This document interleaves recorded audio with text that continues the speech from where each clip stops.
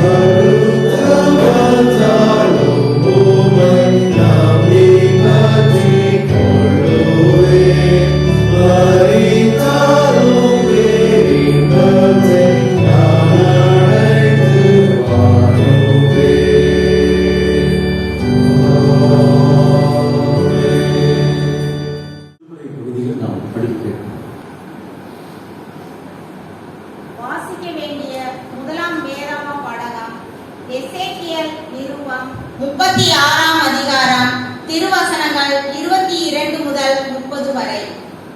எசேக்கியேல் நிருபம் 36ஆம் அதிகாரம் திருவசனங்கள் 22 முதல் 30 வரை. பக்கம் 1008. ஆதலால் நீ இஸ்ரவேல் வம்சத்தாரை நோக்கி, கர்த்தராகிய ஆண்டவர் உரைக்கிறது என்னவென்றால், இஸ்ரவேல் வம்சத்தாரே, உங்கள் நிமித்தம் அல்ல, நீங்கள் வந்து சேர்ந்த புற ஜாதிகளின் இடத்தில் பரிசுத்த குறைச்சலாக்கின என் பரிசுத்த நாமத்தின் நிமித்தமே நான் இப்படி செய்கிறேன்.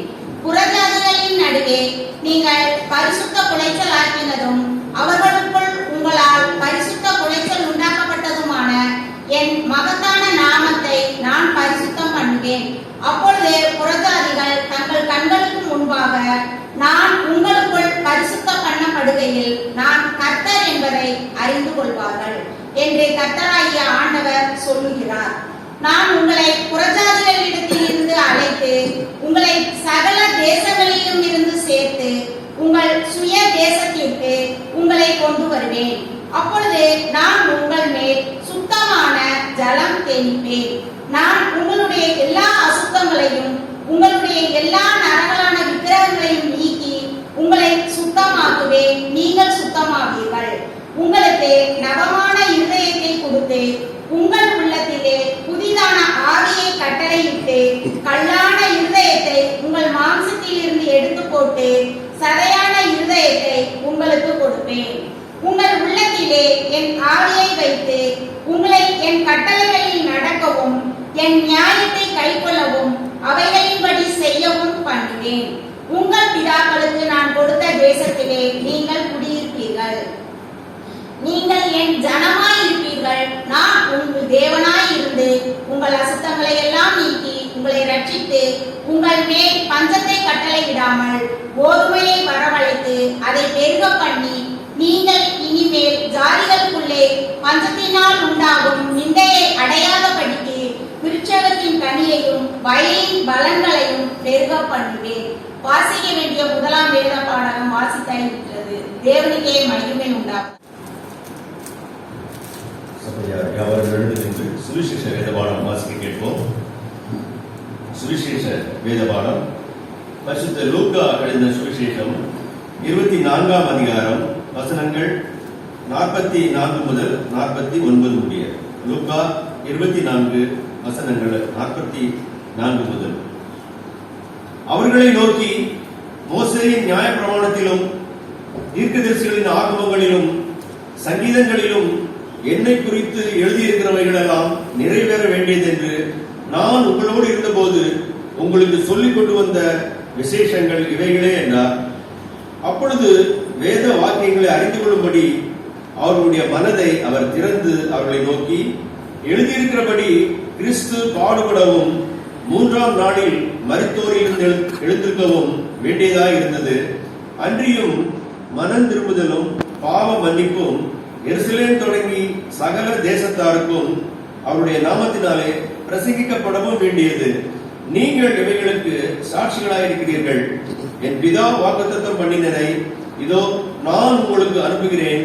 நீங்களோ உன்னதத்தில் இருந்து வரும் பலனால் தரிப்பிக்கப்படும் வரைக்கும் எருசலேம் நகரத்தில் இருங்கள் என்றார் என்பது வாசிக்கும்படியாக கொடுக்கப்பட்ட சுவிசேஷ வேத பாடம் வாசித்தாயிட்டு. கிறிஸ்துவே நமக்கு மகிமை உண்டாவதாக. ஜெபம் செய்வோம். இந்த புதிய ஆண்டிற்கான சுருக்க ஜெபம். உடன்படிக்கையின் அன்பின் கடவுளே, உம்மிடத்தில் திரும்பும் யாவரையும் அது தொடர் கிருபையின் செயலால் எங்களை காப்பாற்றுகிறவரே, உடைய அன்பின் எங்களை புதுப்பித்து எங்களுடைய அவமானத்தை புகழ்ச்சியாய் மாற்றியும் எங்களை உமக்குள் மீட்டுருவாக்குவதால் எங்கள் துன்பம் நீடிய பொறுமையையும் பொறுமை நற்குணத்தையும் நற்குணம் நம்பிக்கையை உருவாக்குகிறது என்று அறிந்து எங்கள் துன்பங்களிலும் உமது புகழை நாங்கள் தைரியமாய் பாடுவதற்கு அருள்தாரும். உம்மோடும் தூய ஆவியாரோடும் ஒரே கடவுளாக வாழ்ந்து ஆட்சி செய்கிற இயேசு கிறிஸ்து மூலம் வேண்டிக் கொள்கிறோம். ஆமாம். சகோதரருக்கும் குருசேகர செயலர் ஐயா மூலமாக நாம் வாழ்த்து செய்கிறோம். நம்முடைய ஆண்டவராய் இயேசு கிறிஸ்துவின் நாமத்தினாலே புத்தாண்டு ஆராதனையின் 2ஆம் ஆராதனையில் வந்திருக்கின்ற யாவருக்கும் திருச்செந்தூர் மக்கள் யாவருக்கும் நான் புத்தாண்டு வாழ்த்துக்களை நான் தெரிவித்துக் கொள்கிறேன். சபையின் சில பொதுவான அறிவிப்புகள். நம்முடைய திருச்சபையில் கிறிஸ்து பிறப்பு மற்றும் புத்தாண்டு ஆராதனை ஒழுங்கின்படியால் இப்பொழுது 2ஆம் ஆராதனை மற்றும் திருவிருந்து ஆராதனை சிறப்பாக கடவுளுக்கு வைத்தியாக நடைபெற்றுக் கொண்டிருக்கிறது. இந்த ஆராதனை நிறைவு பெற்றதும் திருச்சபை கேக் மற்றும் டீ வழங்கப்படும். ஐக்கியத்திலே நீங்கள் ஆராதனை நிறைவு பெற்றதும் நீங்கள் பங்கு பெற்று செல்லும்படி உங்களை அன்போடு நான் கேட்டுக்கொள்கிறேன். மட்டுமல்ல, நம்முடைய பாரம்பரிய பண்டிகையான புத்தாண்டின் மாலை வேளையிலே குடும்ப பண்டிகை ஆராதனை நம்முடைய ஆலயத்திலே சரியாக 6 மணிக்கு நம்முடைய ஆலயத்தில் நடைபெறும்.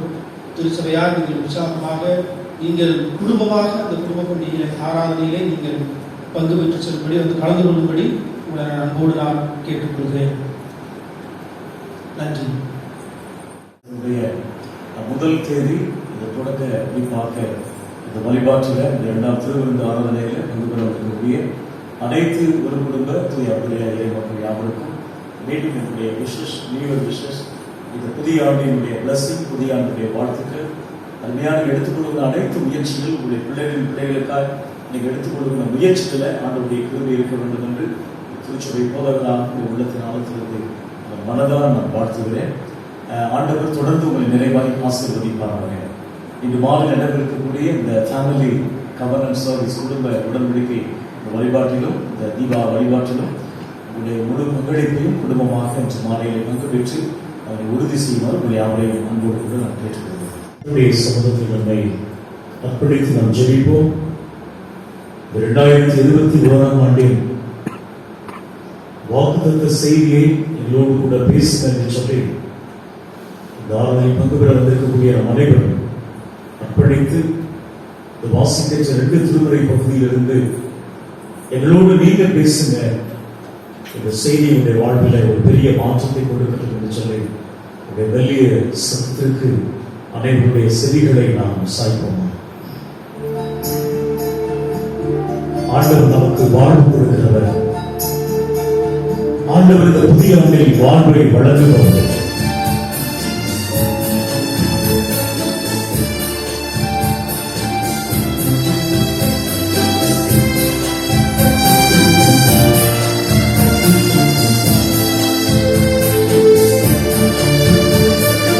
வாழ்வு வழங்குகின்றார் இயேசு, வாழ்வு வழங்குகின்றார். வாழ்வு வழங்குகின்றார் இயேசு, வாழ்வு வழங்குகின்றார். வந்திடும் யாவரும் விந்தையில் மூழ்கிட, வந்திடும் யாவரும் விந்தையில் மூழ்கிட வாழ்வு வழங்குகின்றார் இயேசு, வாழ்வு வழங்குகின்றார்.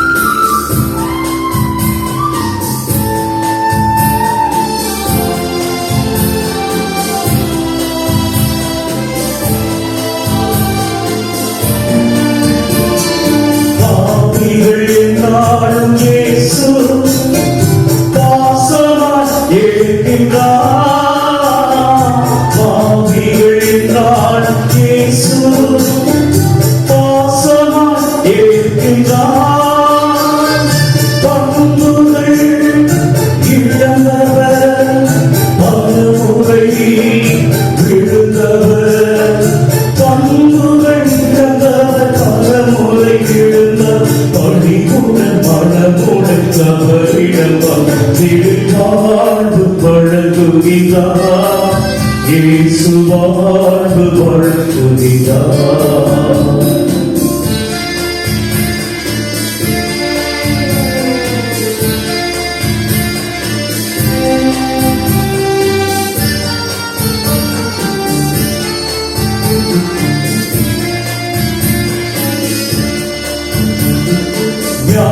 ஞானியெல்லாரும் இயேசு நேசமாய் இருக்கிறார். ஞானியெல்லாரும் இயேசு நேசமாய் இருக்கிறார். நம்மை அறிந்தவர்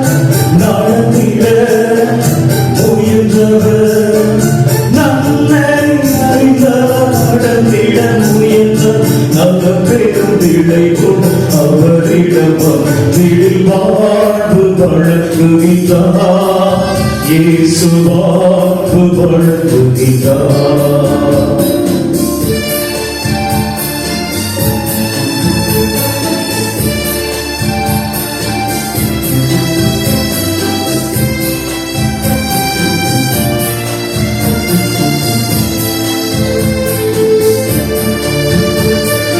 தேவைகள் உள்ளோரை இயேசு தாவியே ஏற்கின்றார். தேவைகள் உள்ளோரை இயேசு தாவியே ஏற்கின்றார். தம்மிலை உணர்ந்தவர் தளர்வுகள் அடைந்தவர். தம்மிலை உணர்ந்தவர் தளர்வுகள் அடைந்த தலைவீரம் உயர்ந்திட அவரிடம் அவற்றில் வாழ்வு வழங்குகின்றார். இயேசு வாழ்வு வழங்குகின்றார்.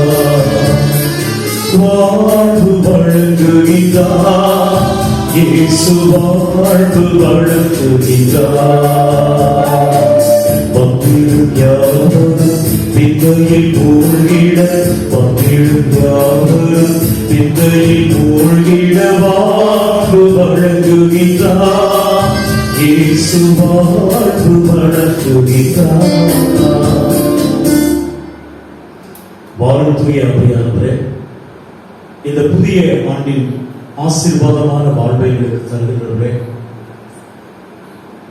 இப்பொழுதும் எங்களோடு நீர் பேச வேண்டும் என்று நாங்கள் ஜெபிக்கிறோம். இந்த புத்தாண்டின் இந்த 2ஆம் ஆராதனையில இந்த வாக்குத்தத்த செய்தி அன்மையான வந்திருக்கக்கூடிய அனைத்து மக்களுக்கும் அன்பு நிறைந்த ஆண்டவரே, ஒரு ஆசீர்வதிக்கப்பட்டதாகவும் வழிகாட்டுதலாகவும் இருக்க நீங்க எங்களோடு பேசுங்க. இப்படியே பிள்ளைகளாக நாங்கள் கேட்கிறோம். தேச ரட்சகரின் மூலமே கெஞ்சி மன்றாடுகிறோம் பிதாவே, ஆமென். கிறிஸ்துவுக்குள் அன்பானவர்களே, இந்த 2021ஆம் ஆண்டில் இந்த வாக்குத்தத்த செய்தியை உங்களோடு பகிர்ந்து கொள்ள தூய ஆவியானவர் கொடுத்த பலனுக்காக, ஆற்றலுக்காக இந்த வாய்ப்பை நினைத்து நான் ஆண்டவரை மனதார நான் சோதிக்கிறேன். இந்த 2021ஆம் ஆண்டு நம்முடைய மதுரை முகவரி திருமணமானது The Year of Witness, சாட்சியின் ஆண்டாக இந்த ஆண்டு முழுவதும் நாம் சிந்திக்கவும் நம்முடைய வாழ்க்கை பயணத்தை இந்த தலைப்பின் கீழாக நடத்த நாம் திட்டமிட்டிருக்கிறோம். The Year of Witness, சாட்சியின் ஆண்டு. அதற்கு ஒத்த திருமறை பகுதி தான் இன்றைக்கு வாசிக்கின்ற எசேக்கியேல் 36ஆம் அதிகாரம் 22 முதல் 30 வசனங்கள், லூக்கா 24ஆம் அதிகாரம் 44 வசனம் முதல் 49ஆம் வசனம். ஆக கர்த்தருக்குள் அருமையானவர்களே, இந்த ஆண்டினுடைய இந்த வாக்குத்தத்த வசனமாக இதற்கு ஆண்டவர் தந்திருக்கிற ஒரு ஆசீர்வாதமான வார்த்தை லூக்கா 24ஆம் அதிகாரம் 49ஆவது வசனத்தை யாராவது வாசிங்க. லூக்கா 24:49. என் பிதா வாக்குத்தத்தம் பண்ணினதை இதோ நான் உங்களுக்கு அனுப்புகிறேன். அல்லேலூயா, அல்லேலூயா. இதுதான் இந்த 2021ஆம் ஆண்டின் பிராமிஸ், வாக்குத்தத்த வார்த்தை.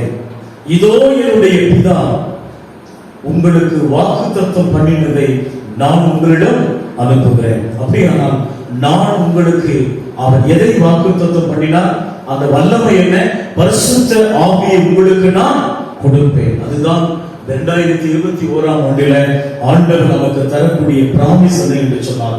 இதோ என்னுடைய தந்தை வாக்களித்த வல்லமையை நான் உங்களுக்கு அனுப்புகிறேன்.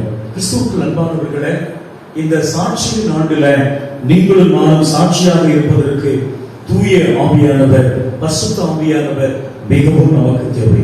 The witness cannot stand without the Holy Spirit. பரிசுத்த ஆவியானவர் இல்லாமல் நீங்களும் நானும் சாட்சி நிறைந்த வாழ்வு வாழ முடியாது.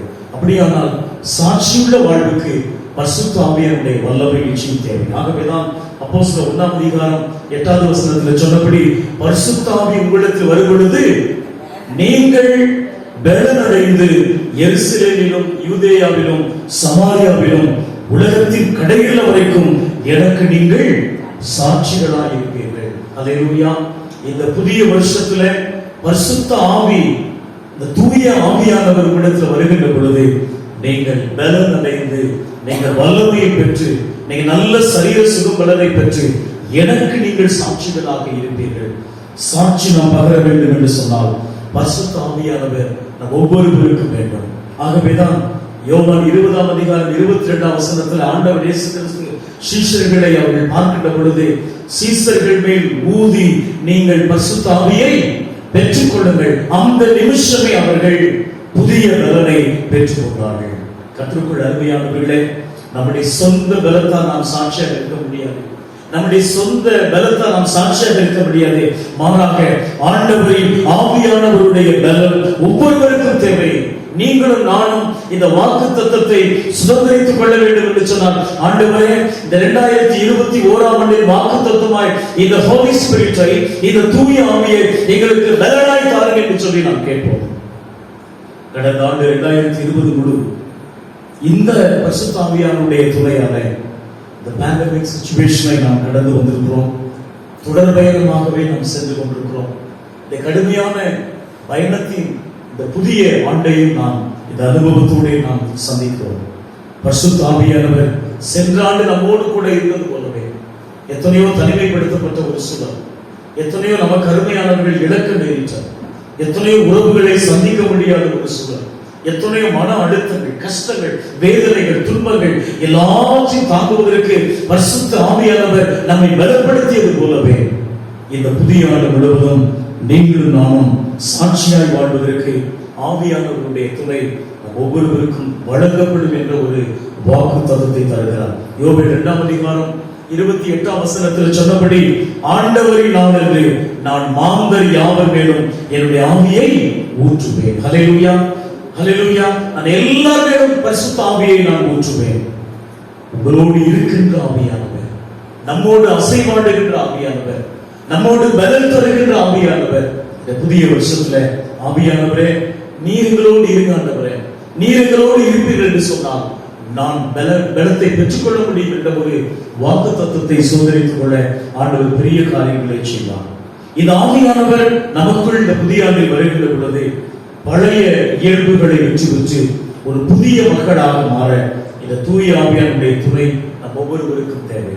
இந்த புதிய வாழ்வின் செயல்பாடுகளுக்கு அழைப்பு விடுக்கக்கூடிய இந்த தூய ஆவியானுடைய குரலுக்கு செவி சாய்ப்பது ஒரு குடும்ப தூய அந்திரேய மக்களாக இருக்கிறது.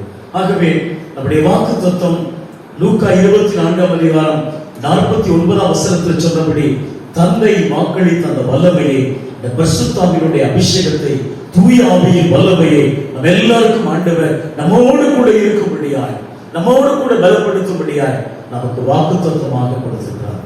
நான் விதமாய் குறித்து வைத்திருக்கிறேன். The promise always comes with responsibility. ஒரு பொறுப்புடன் கூடிய வாக்கு தத்துவத்தை நீங்களும் நான் இந்த புதிய ஆண்டில பெற்றுக்கொள்ள வேண்டும். ஆகவேதான் நம்முடைய ரெஸ்பான்சிபிலிட்டி என்ன? பரிசுத்த ஆவியானவர் நமக்கு வாக்கு தத்துவத்தை கொடுத்திருக்கிறார். நீங்க கவலைப்படாதீங்க, நான் உங்களுக்கு பரிசுத்த ஆவி கொடுத்து உன்னை பலப்படுத்துவேன், உங்களோடு கூட இருக்கிற ஆண்டவர் என்று சொல்லி வாக்கு தத்துவத்தை கொடுத்திருக்கிறார். ஆனால் நம்முடைய ரெஸ்பான்சிபிலிட்டி, நம்முடைய பொறுப்பு என்ன? அதனாலதான் இன்றைக்கு நாம் சாட்சி நாண்டுக்காய் கொடுக்கப்பட்டிருக்கக்கூடிய வசனம் லூக்கா 24:45, நீங்கள் இவைகளுக்கு சாட்சிகளாய் இருப்பீர்கள். You are the witnesses of these things. இவைகளுக்கு சாட்சிகளவர்களாக இருப்பீர்கள். அதுதான் உங்களுடைய என்னுடைய இந்த 12 மாதத்துடைய இந்த சாட்சியின் ஆண்டுல வாக்கு தத்தம். பலவீனமான சூழல் ஆவியானவர் நம்மோடு கூட இருக்கிறார். நம்முடைய ரெஸ்பான்சிபிலிட்டி என்ன? வாக்கு தத்தத்தை மாத்திரம் வாங்கிக் கொண்டு நம்முடைய பொறுப்பை தயவு செய்து விட்டுவிடக் கூடாது. Responsibility is coupled with promise. பொறுப்பு வாக்குறுதியுடன் இணைந்திருக்கிறது. இந்த வாக்கு தத்தத்தை இந்த 12 மாசம் ஆவியானவரை கூட இருக்கணும், ஆவியானவரை பலப்படுத்தணும் என்ற ஒரு வாக்கு தத்தம் நமக்குள் இருக்க வேண்டும் என்று சொன்னார். நமக்குள் இருக்கக்கூடிய பொறுப்பு என்ன? நீங்களும் நானும் சாட்சி சொல்லுகிறவர்கள் அல்ல, மாறாக சாட்சி பகிர்கின்ற அல்லது சாட்சியாய் வாழுகின்ற இறைமக்களாக ஆண்டவர் சொல்கிறார். சாட்சி சொல்வது மிகவும் சுலபம், ஆனால் சாட்சியாய் வாழ்வது என்பது மிகவும் கடினம். அதற்கு தூய ஆவியானவருடைய வல்லமையும் தூய ஆவியானவருடைய ஆற்றலும் அந்த ஹோலி ஸ்பிரிட் இருந்தாலுடைய நீங்களும் நானும் சாட்சியாய் வாழ முடியாது. You are the living witness. நீங்கள் உயிருள்ள சாட்சிகள். இந்த புதிய வருஷத்துல ஆண்டவர் உங்களிடத்திலிருந்தும் என்னிடத்திலிருந்தும் எதிர்பார்க்கிற ஒரு காரியம் உயிருள்ள சாட்சிகளாக வாழ வேண்டும் என்று சொன்னார். இந்த சாட்சி என்று சொல்வோம் என்று சொன்னார், ஒன்று நிகழும் பொழுது அது கண்ணால் கண்டு பிறரிடம் சொல்லக்கூடியவர்களாக அல்லது நேரில் கண்டவர்களாக, எல்லாவற்றுக்கும் மேலாக சாட்சி யார் என்று சொன்னால் மெய்ப்பிக்கக்கூடியவர்கள். அவர்கள்தான் உயிருள்ள ஒரு சாட்சி. 2021ஆம் ஆண்டில் ஆண்டவர் மீதும் நம்முடைய குடும்பங்கள் எல்லாரும் ஆண்டவர் மீது வைத்திருக்கக்கூடிய நம்பிக்கையை மெய்ப்பிக்கக்கூடிய அவருக்கு சாட்சியுள்ள ஆண்டுடைய பிள்ளைகளாக இருக்க வேண்டும். You are the witnesses of these things. இவைகளுக்கு நீங்கள் சாட்சியுள்ளவர்களாக இருக்கிறீர்கள் என்று சொல்லி ஆண்டவர் இயேசு சொல்கிறார். இருப்பீர்கள் என்று சொல்லவில்லை, இருந்தீர்கள் என்று சொல்லவில்லை, இருந்து இருக்கிறீர்கள் என்று சொல்கிறார். As a living witness people. கர்த்தருக்குள் அருமையானவர்களே, எவைகளுக்கு சாட்சியாக இருக்க வேண்டும்? 3 சாட்சிகளை அதை நாம் எடுத்துக்கொள்ளும் என்று சொன்னால் இந்த வருடம் முழுவதும் நம்முடைய பயணத்திலே, நம்முடைய உழைப்பிலே, நம்முடைய குடும்பங்களிலே ஆண்டவர் நிறைவை ஆசீர்வதிப்பார். முதலாவதாக வாழ்வுக்கு சாட்சியாக இருக்க வேண்டும். ஆண்டவர் இயேசு கிறிஸ்துவுடைய செயல்பாடுகளுக்கும் வாழ்வுக்கும் நீங்களும் நானும் சாட்சியுடையவர்களாக இருக்க வேண்டும். யோவான் நற்செய்தியிலே வாசிக்கிறோம், நான் நிறைவேற்றும் செயல்களுக்கு, ஆண்டவர் சொல்றாரு, நான் நிறைவேற்றுகின்ற அடையாளங்களுக்கு, செயல்களுக்கு நீங்கள் சாட்சிகள். அப்படி என்று சொன்னால் என்னுடைய வார்த்தைக்கு நீங்கள் சாட்சிகள், எங்களுடைய ஊழியத்திற்கு நீங்கள் சாட்சிகள், எங்களுடைய திருச்சபைக்கு நீங்கள் சாட்சிகள். ஆண்டவரின் செயல்கள் என்பது அவருடைய வாழ்வுக்கு நீங்களும் நானும் ஒரு குடும்பம் என்று சொல்லுகிறோமே, உயிருள்ள சாட்சி. அப்படியானால் வாழ்வுக்கு எப்படி நீங்களும் நானும் சாட்சியாக இருக்க முடியும்? ஆண்டவர் இயேசு கிறிஸ்துவுடைய வார்த்தைக்கு எப்படி நீங்கள் நானும் சாட்சியாக இருக்க வேண்டும் என்று சொன்னார், அவர் வாழ்ந்த மாதிரி நீங்களும் நானும் வாழ வேண்டும். அதுதான் லிவிங் விட்னஸ், உயிருள்ள சாட்சி. அவர் வாழ்ந்த மாதிரி, அவர் மன்னித்த மாதிரி, அவர் விடுதலை செய்த மாதிரி, அவர் நேசித்த மாதிரி அவருடைய வாழ்வுக்கு நீங்களும் நானும் சாட்சிகளாய் இருக்கிறார்கள். You are the witnesses. நான் ஜீவனோடு இருக்கிறேன் என்று சொன்னார், நான் இன்று உங்களோடு கூட விடுதலை செய்கிறேன் என்று சொன்னார், நான் இன்று உங்களோடு கூட இருக்கிறேன் என்று சொன்னார், நீங்கள் இவைகளுக்கு சாட்சிகளாய் இருப்பீர்கள் என்பதற்கு சிம்பல், அடையாளம் என்ன என்று சொன்னார்? இயேசு கிறிஸ்துவின் வார்த்தைகளை நீங்களும் நானும் வாழ்வாக்குகின்ற பொழுது, உயிரோட்டமாக இருக்கின்ற பொழுது, கடவுளுக்கு அர்ப்பணிக்கப்பட்டவர்களாய் அந்த ஆண்டவரை முழுமையாக சார்ந்து தங்களை வறுமையாக்கி ஆண்டவருக்காக வாழ, அவருடைய வாழ்வின் நிகழ்வுகளை நாம் பிரதிபலிக்க, வாழ்வுக்கு சாட்சியாக இருக்க ஆண்டவர் நம்மை எதிர்பார்க்கிறார். அப்படியானால் கிறிஸ்துவுக்குள் அன்பானவர்களே, உங்களுடைய வாழ்வும் என்னுடைய வாழ்வும் சான்று பகரக்கூடிய ஒரு வாழ்வு. லூக்கா 21ஆம் அதிகாரம் 5ஆம் வசனத்திலிருந்து 9ஆம் வசனத்தை சொன்னீங்கன்னா, என் பெயரின் பொருட்டு அரசரிடமும் ஆளுநரிடமும் எடுத்துச் சொல்வார்கள், எனக்கு நீங்க சாட்சி பகர இவை உங்களுக்கு வாய்ப்பளிக்கும்.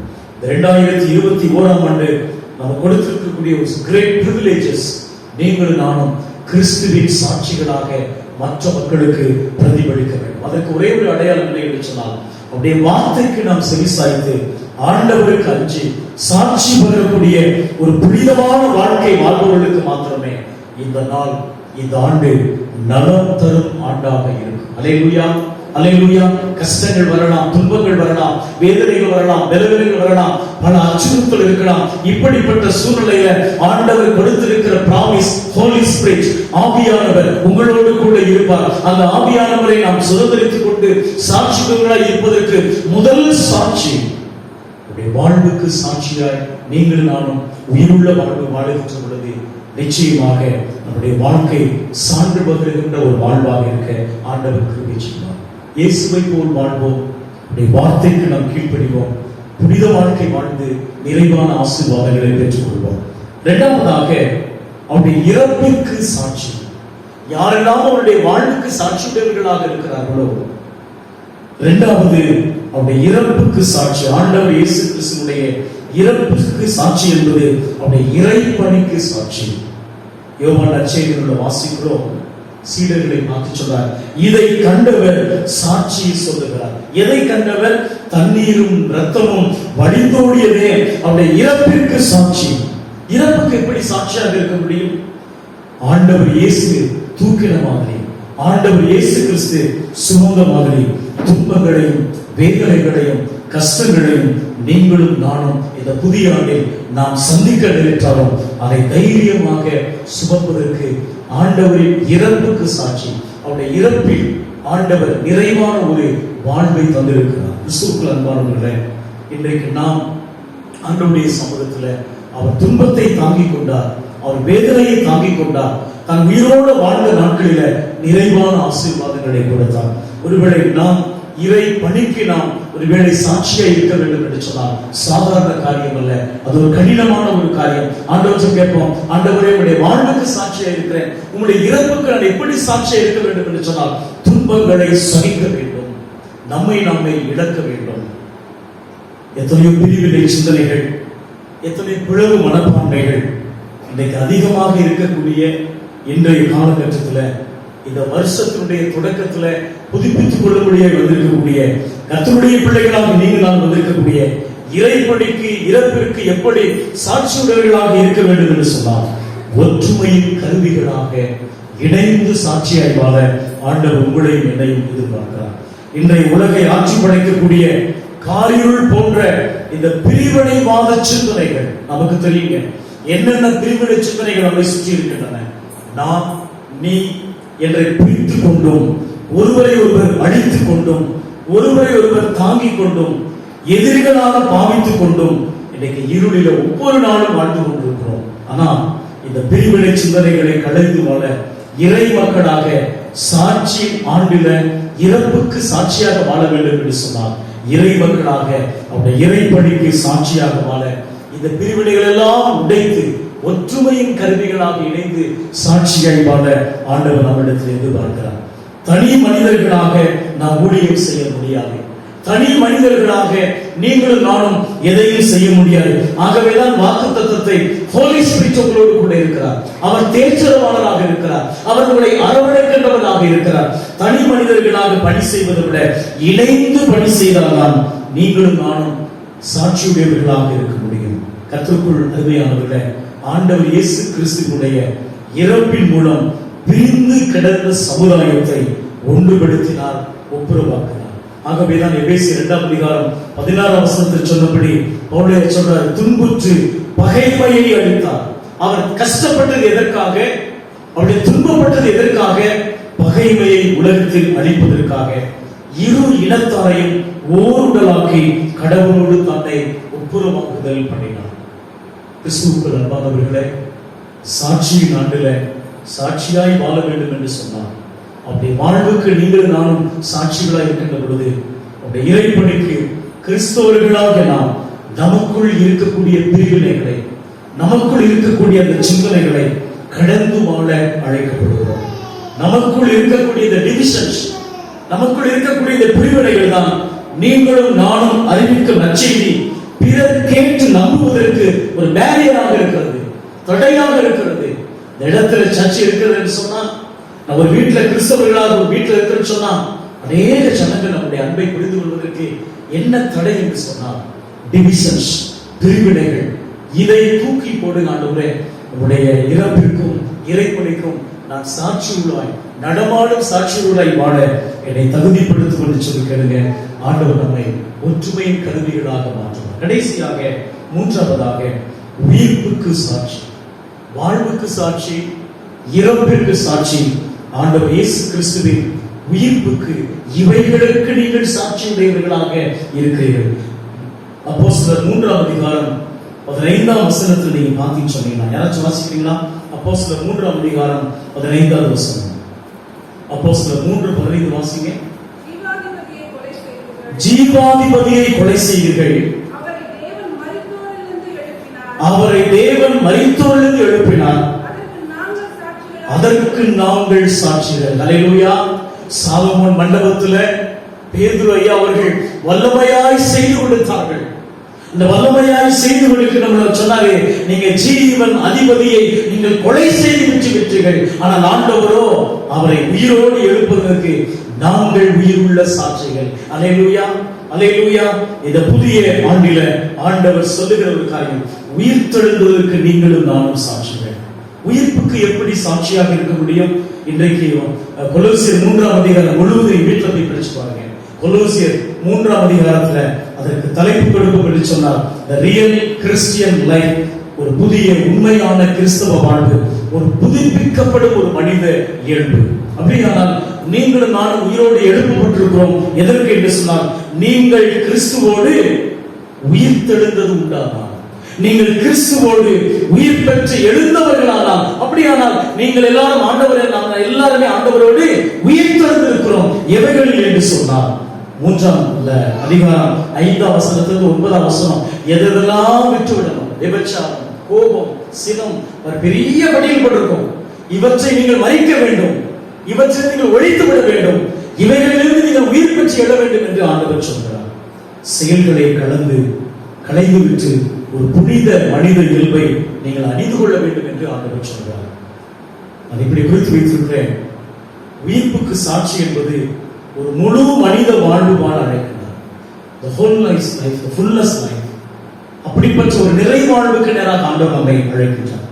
ஒரு முழு மனித வாழ்வு என்பது இந்த புதிய வருஷத்துல நம் மூலமாக ஆன்மீக தேவையை யாரு எடுக்க முயற்சி எடுக்கிறார்களோ, the spiritual need என்று சொல்கிறோம். இன்றைக்கு ஆன்மீக தேவை எல்லாருக்கும் தேவை.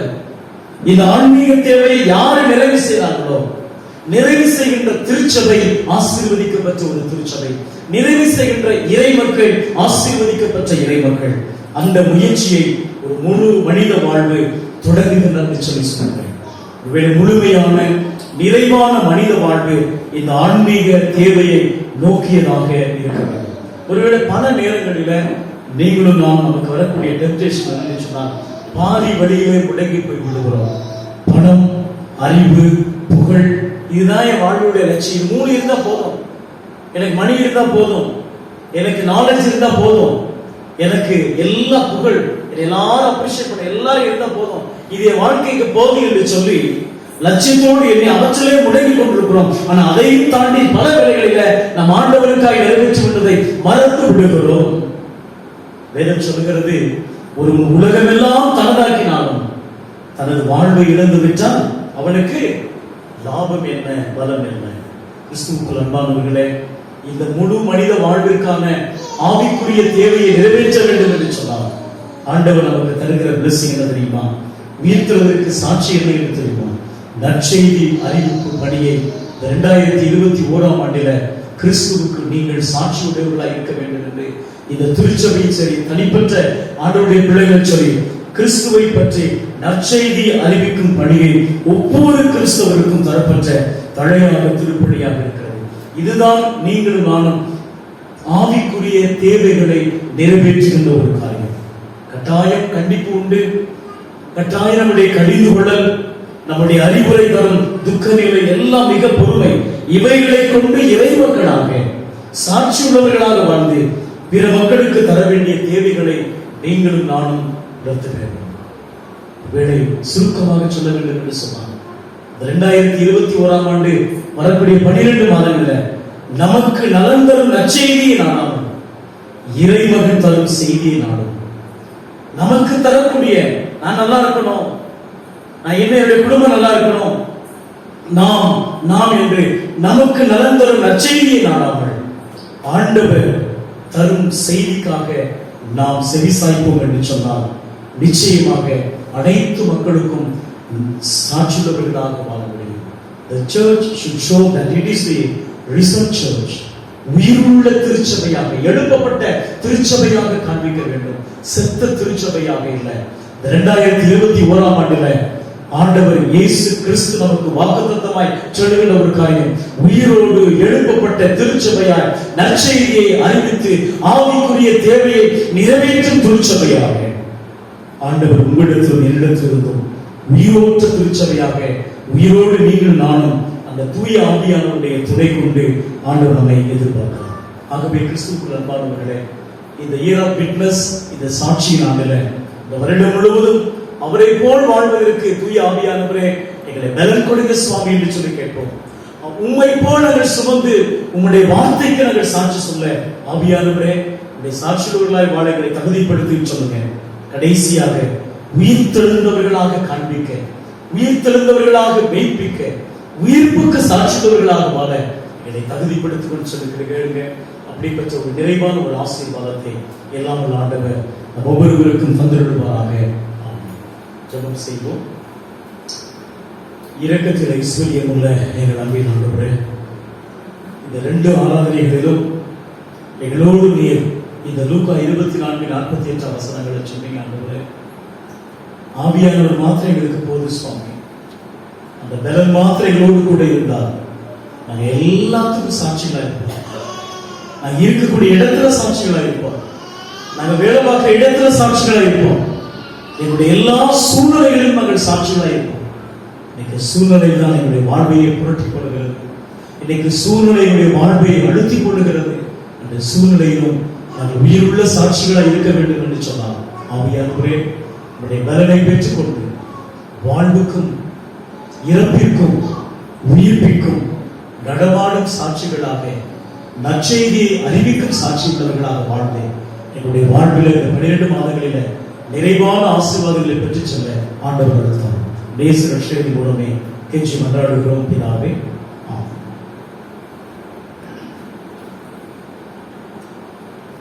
நாம் அனைவரும் எழுந்து நின்று கீர்த்தனைகளில் 359 கீர்த்தனை ஆனந்தமே ஜெயா ஜெயா என்ற பாடலை பாடி நம்முடைய முதலாவது நம்முடைய புத்தாண்டு தோத்திர கவர் காணிக்கையை உங்களுக்கு படைக்கவும், அந்த வாக்குத்த வசனங்களை பெற்றுக் கொள்ளவும், அதனை தொடர்ந்து பை காணிக்க படைக்க யாரை நம்மோடு கேட்டோம்.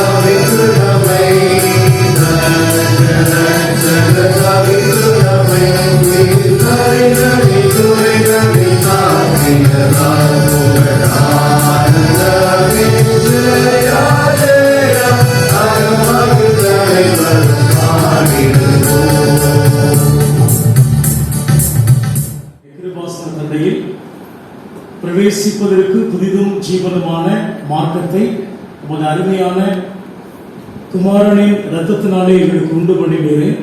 நாங்கள் அபாத்திரராயினும் அவர் மூலமாக மண்டை வருகிறோம்.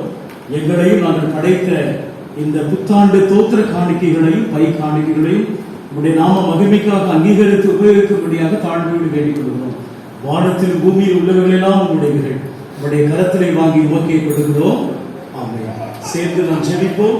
இயேசுவே, உத்தம பிரதான ஆசிரியரே, நீர் சிசுகள் மத்தியில் பிரசன்னமாயிருந்தது போலவே எங்கள் மத்தியில் பிரசன்னமாகி அப்பத்தை பிற்களில் இருக்கும் வெளிப்படுத்துகிறோம். நீரே பிதாவோடும் பரிசுத்த ஆவியோடும் சதா காலம் ஒரே கடவுளாக ஜீவித்து அரசாளுகிறீர். ஆமென். ஆண்டவர் உங்களோடு இருப்பாராக. உங்கள் இருதயத்தை உயர்த்துங்கள். அப்படி ஆண்டவராகிய கடவுளுக்கு தோத்திரம் செலுத்த கடவும். அப்படி செய்வது தகுதி நீதிமாய் இருக்கிறது. ஆண்டவரே, பரிசுத்த பிதாவே, சர்வ வல்லமையுள்ள நித்திய கடவுளே, நாங்கள் எக்காலத்தில் எவ்விடத்தில் நமக்கு தோத்திரம் செலுத்துகிற தகுதி நீதியும் எங்களுக்கு விசேஷித்த கடமையுமாக இருக்கிறது. உமது குமாரனும் எங்கள் ஆண்டவருமாக இயேசு கிறிஸ்து மூலமாக நீர் வானங்களையும் பூமியையும் அவைகளுடைய எல்லாவற்றையும் படைத்து மனிதனையும் ஒரு சாயலாக உண்டாக்கினீர். அவர் பாவத்தில் விழுந்தபோது புது படைக்கும் முதற்பலனாக நீர் அவர்களை மீட்டுக் கொண்டீர். அதனால் தூதரோடு பிரதான தூதரோடு பரமசபையோடு நாங்கள் மகிமையின் நாமத்தை புகழ்ந்து கேள்விப்படுத்தி சேனைகளின் கர்த்தராகிய தேவனே பரிசுத்தர் பரிசுத்தர் பரிசுத்தர் வானமும் பூமியும் மகிமையாக நிறைந்திருக்கின்றன. உன்னதமானவராகிய தேவனுக்கு மகிமை உண்டாவதாக என்று இடைவிடாமல் தோற்றிருக்கிறோம். கர்த்தருடைய நாமத்தினாலே வந்தவரும் வரவிருமானவர்கள் ஸ்தோத்திரிக்கப்பட்டவர். உன்னதத்திலே வசந்தார். ஆம் பிதாவே, நீ பரிசுத்தர், நீ ஸ்தோத்திரிக்கப்பட்டவர். தேவரீ மனிதரில் ஒழுக்கமாய் அன்பு கூர்ந்து ஒரே பேரான குமாரனாக இயேசு கிறிஸ்துவின் தன்மையை தரித்துக் கொள்ளவும் சிலுவையில் மரித்து எங்களை மீட்டுக் கொள்ளவும் அவரை தந்திருக்கிறேன். அவர் சிலுவையில் ஒரே தரம் தமைதாமே ஏக பலியாக ஒப்புக்கொடுத்து சர்வலோகத்தின் பாவங்களை நிவர்த்தி செய்வதற்கு நிறைவு பூரணம் போன்றதுமான பழியையும் காணிக்கையும் பரிகாரத்தில் செலுத்துவதும் அல்லாமல் அவருடைய அருமையான மரணத்தை என்னென்றைக்கும் நினைப்பூற்றி ஞாபகத்தை நியமித்து தாம் திரும்ப வரும்படும் நாங்கள் அதை அனுசரித்து வரும்படி தமது பரிசுத்த லட்சியத்தை கட்டளையிட்டவரினாலே அவர் தாம் காட்சி கொடுக்கப்பட்ட அன்று ராத்திரியில அப்பத்தை எடுத்து ஸ்தோத்திரம் பண்ணி அதை பிற்றி அவர்களுக்கு கொடுத்து வாங்கி புசியுங்கள், இது உங்களுக்காய் கொடுக்கப்பட்ட சரீரம், என்னை நினைவுறும்படி செய்யுங்கள் என்றார். அப்படியே அவர் போஜனம் பண்ணின பின்பு அவர் பாத்திரத்தையும் எடுத்து அவர்களுக்கு கொடுத்து, நீங்கள் எல்லாரும் இதிலே பானம் பண்ணுங்கள், இது பாவ மன்னிப்பு உண்டாகும்படி உங்களுக்காகவும் அநேகருக்காக சிந்தப்படுகிற புது உடன்படிக்கைக்குரிய ரத்தம், இதை பானம் பண்ணப்படுதலாம், என்னை நினைவுறும்படி செய்யுங்கள் என்று திருக்குளம் பற்றினார்.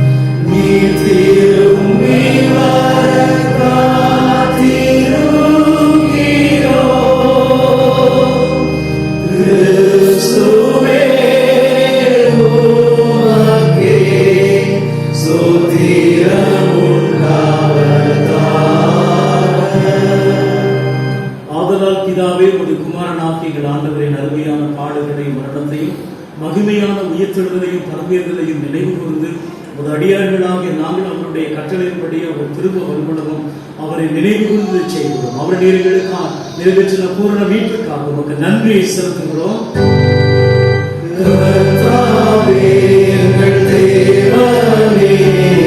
கருத்துடன் உம்மை துதிக்கின்றோம், காருண்யரே உம்மை புகழுகிறோம், உம்மை மகிமைப்படுத்துகிறோம்.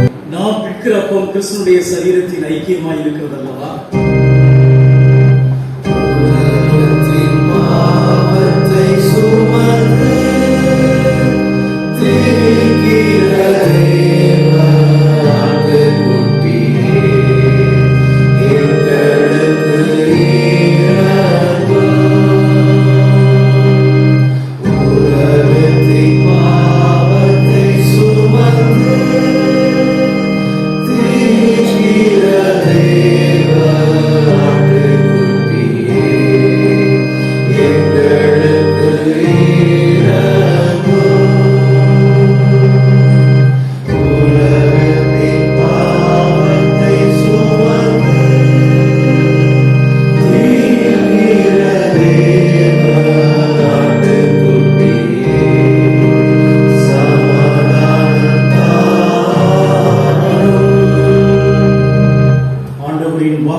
செய்தியாய் சாட்சியாய் வாழ்வுக்கும் இறப்புக்கும் உயிருள்ள சாட்சிகளாய் வாழ்வதற்கு பலனை பெற்றுக் கொள்ள இந்த ஆசீர்வதிக்கப்பட்ட திருவிருந்திலே கொண்டு வர யாவரையும் அன்போடு நம்புகிறோம்.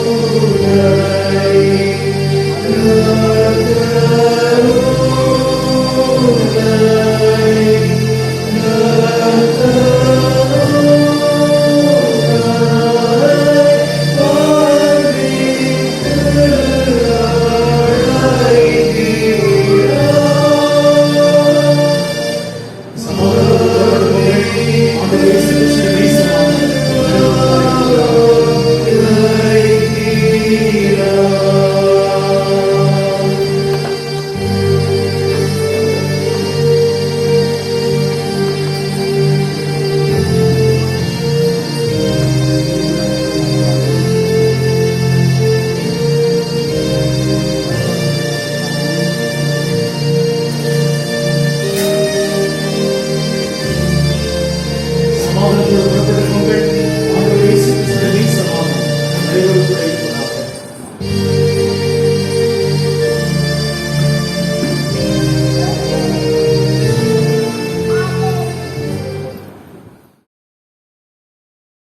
ஆண்டவரே, இந்த புதிய ஆண்டில் நாங்கள் மகிழ்ச்சியோடு பிரவேசித்திருக்க கடவுள் கொடுத்த கிருபைக்காய் ஸ்தோத்திரம். ஆவியானவர் துணைகளுக்கு உண்டு.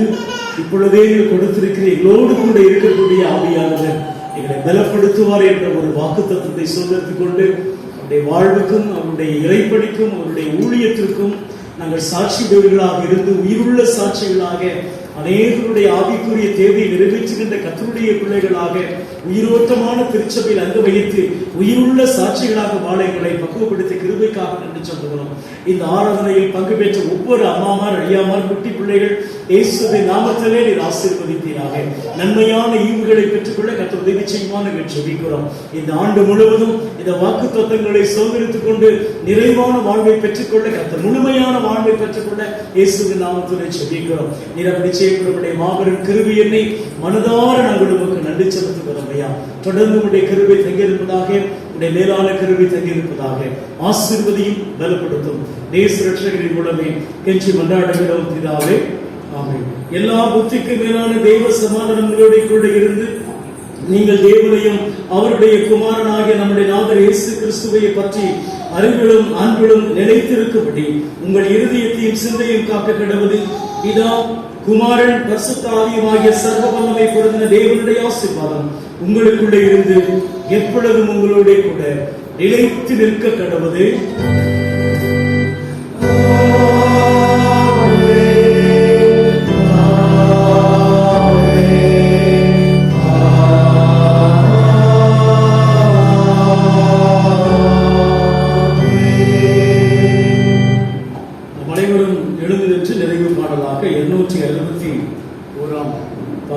எல்லாருக்கும் மாமம் முதல் 3 சரணங்களை நிறைவு